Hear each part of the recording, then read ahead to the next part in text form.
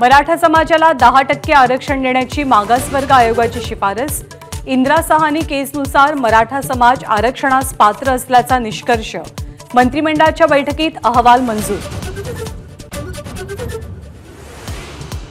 स्वतंत्र संवर्गातनं आरक्षण जरांगेंना अमान्य। ओबीसी मधनं आरक्षणाचा पुनरुच्चार।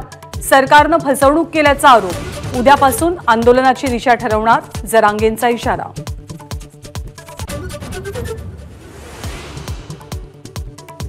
7 ते 9 मार्च दरम्यान राज ठाकरे नाशिक मुक्कामी।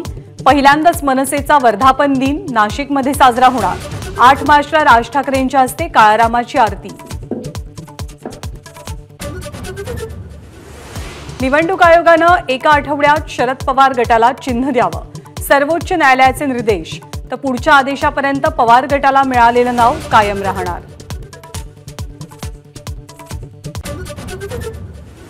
पुण्यामध्ये 100 कोटींहून अधिक किमतीचे ड्रग जप्त। विश्रांतवाडी भागात गुन्हे शाखेची कारवाई। 52 किलोंपेक्षा अधिक अंमली पदार्थ जप्त। तिघांना बेड्या।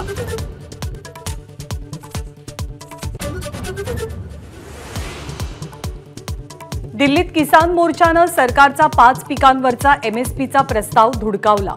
उद्यापर्यंत ठोस निर्णय न झाल्यास दिल्लीत धडकणार। 23 पिकांवरील एमएसपी कायद्याच्या मागणीवर शेतकरी ठाम।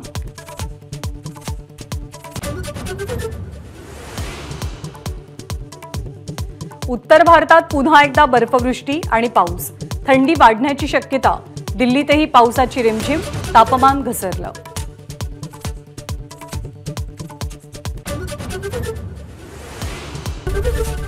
एबीपी माझा, उघडा डोळे बघा नीट।